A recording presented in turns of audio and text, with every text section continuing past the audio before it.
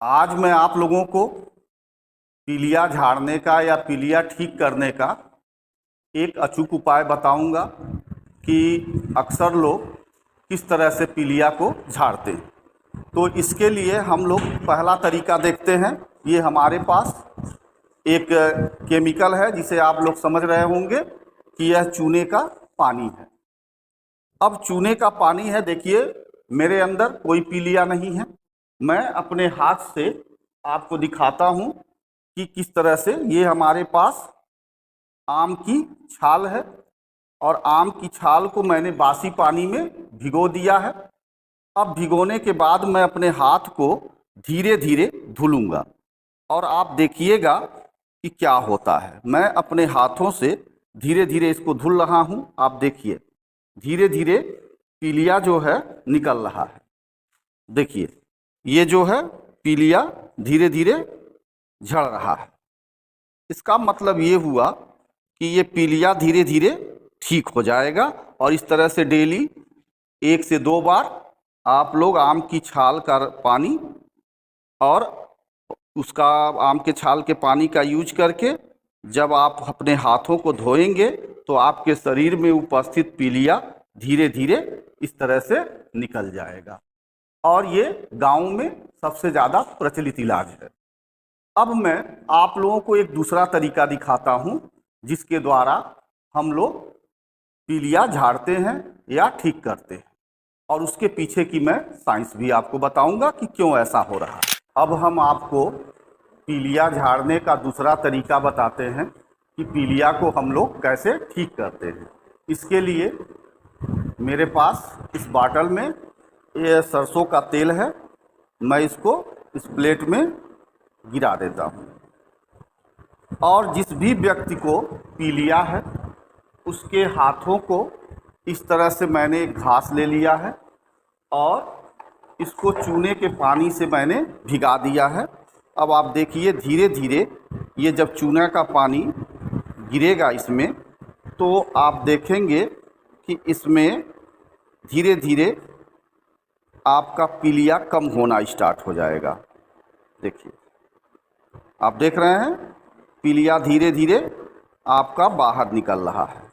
देखिए ये आप देखिए पीलिया जो है धीरे धीरे कम हो रहा है।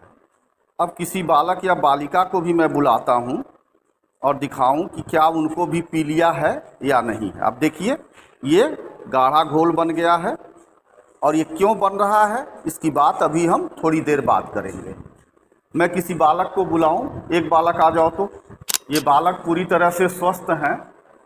अभी देखिए मैं इनके हाथ पे चूने का पानी गिराता हूँ तो आप देखिए धीरे धीरे इनसे भी पीलिया कम होती जाएगी। देखिए ये धीरे धीरे पीलिया इनका कम होता जा रहा है।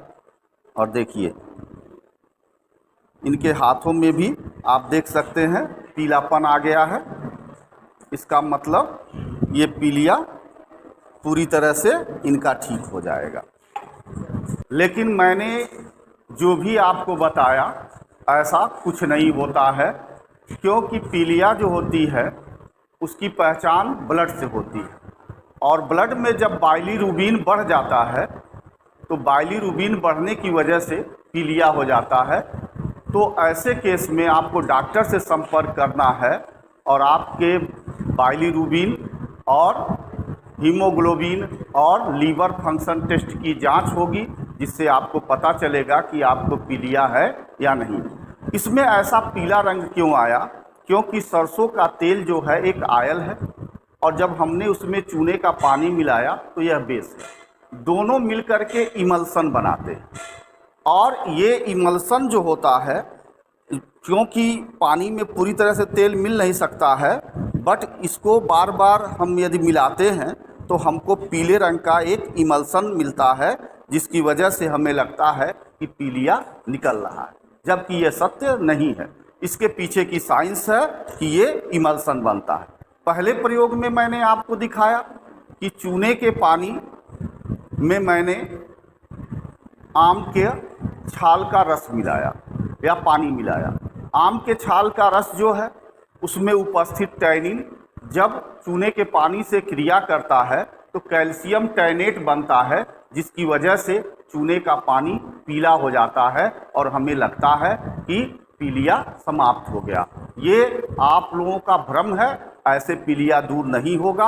आप किसी अच्छे डॉक्टर से संपर्क करें और अपना प्रॉपर इलाज कराएं। इन अंधविश्वास के चक्कर में और लोगों के कहने पे मत जाएं, ये आपको केवल भ्रम में डालेंगे और आपकी जान जा सकती है।